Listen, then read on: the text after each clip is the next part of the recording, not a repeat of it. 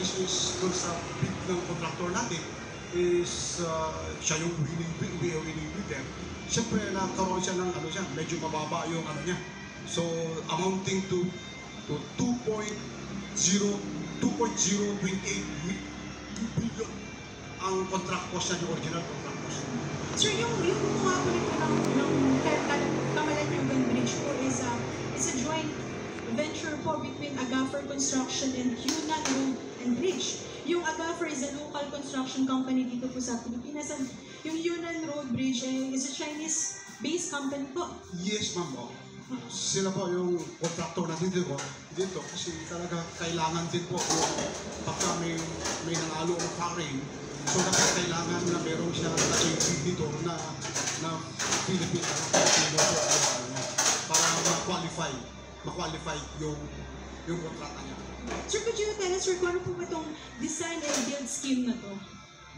Yung design and build scheme, actually, yung yan ang tawag nila sa status of construction ng isang proyekto. Bali, kung sabi na design and build, yun ang kailangan sila po yung magbigay ng final design, detail engineering design sabi. So sila mag-design doon. Pero tayo sa bidding, ang conceptual concept po ng project nito galing muna dito sa atin. Oo, kasi yung pangangailangan kasi natin. So for the bidding purposes lang yan. Pagkatapos kung sino na yung winning bidder, bali yun ma'am. Kaya tawag na design and build. You're the one to submit the final detailed engineering design for this project. Tapos sir, ito kasi, bakit ito pala sir yung naging napiling design sa cable stayed bridge? And I think it's the only cable stayed bridge dito po sa region po, no? Tingnan mo, napakaganda ma'am, At saka, ito yung pinakamalaki na bridge natin dito sa Region 2. So, actually, napili nila bakit iconic ito ma'am. Yung sabi ko kanina, kung bakit yan ang napili, kasi ito po is dinadaanan kasi ng ito ma'am, ng mga barko. Maritime transportation. So, yun po ang purpose na nasabi ko na yung dalawang span dyan is 157.5 meters each. So, dalawang span yan para kasya at saka mataas yung niya ma'am from the base sa maximum flood level kasi siya hanggang dun sa girder is around 14 meters.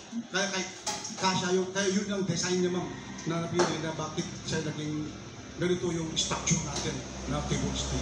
Kasi sir, base din sir sa ginawa po itong inauguration nito, yung groundbreaking ceremony, that was in 2021, and it was supposed to be completed noong 2024. Bakit sir, nagkaroon tayo ng delay?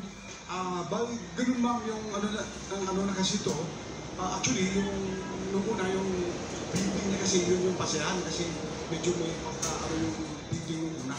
So, yung 2021 kasi, nakaroon tayo ng pandemic kasi ito ma'am. So, medyo delayed na yung implementation. So, nakaroon tayo ng variation order dahil yung problema for mobilization ng contractor, galing pa kasi China yan ma'am. So, meron tayong medyo controlled yung entry ng mga technical workers nila here in the Philippines. And then, sir, parang may kailangan pa pong additional na pondo po na kakailanganin para completely matapos po itong bridge. Magkano po ba yung aabutin? Bali, actually, yung program na namin to complete the project is around 260.2 million po, ma'am. Yung kailangan to complete the whole structure na pa ready to open actually. So, meron tayong first ocular visit ni President Bongbong Marcos na talagang na pa siya, medyo talagang open na po siya. So, still waiting for actually ongoing pa rin yung project natin. Sir, yung sa pondo po yun, nasabi niyo po, yun nabanggit niyo na 2.6 million po? 260.2 million. 260.2 million, sir. Ano po yung mga components po na included dito? I think yung gravel na yata po, no? Yes, ma'am. Kasi meron pa tayong, nakita po natin dito, sabi ko kanina, na kailangan po yung waterproofing po nitong roadway natin. And at saka, ano yan, malagyan na asphalt overlay pa. So, ganun, so meron pa tayong improvement sa baba. And then, itong advance na yung approach natin sa PCCP. Yan po ang dapat natin bayaran pa. And then, meron na another major activities po.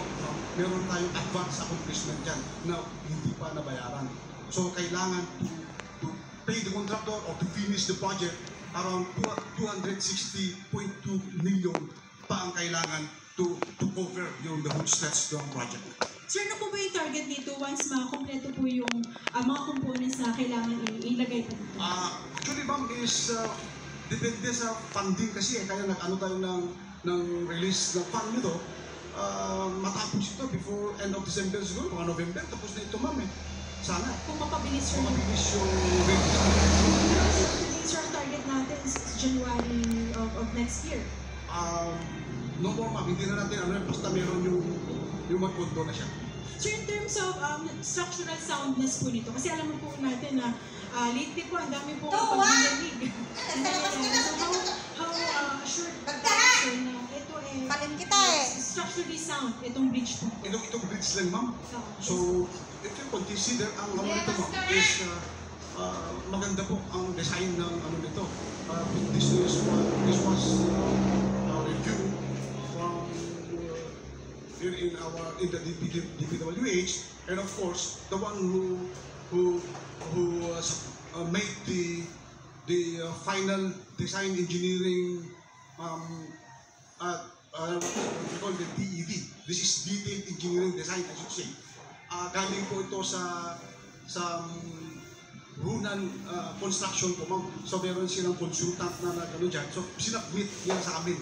So from that, we found out na talagang pinalaki po nila yung stock, yung what people we design na ginamit from 0.4G to 0.51G. I mean, ang dito is bakit yung pinalakas po natin yung nito kasi malapit po tayo sa port line dito sa Abernia. So mas stay out to sir? Yes, ma'am. So in-anticipate na natin yung mangyari na ganun. So, ang standard na po na ginamit is 0.51G. Siya yung tawag na yung peak ground acceleration po para sa shape ng ground. So yan po, kaya nagiging meron pa tayong kulang na kailangan po na 260.2 million to finish this project. So kasama po yun doon? Yes, ma'am. Nagkaroon tayo ng variation order ng plan dyan. So kasi yung una, yung from 0.40G lang sa MPG is talaga yun na ang sinambit na talaga dapat pinag-aralan nila yun, evaluate na talaga kulang po, medyo mahina siya.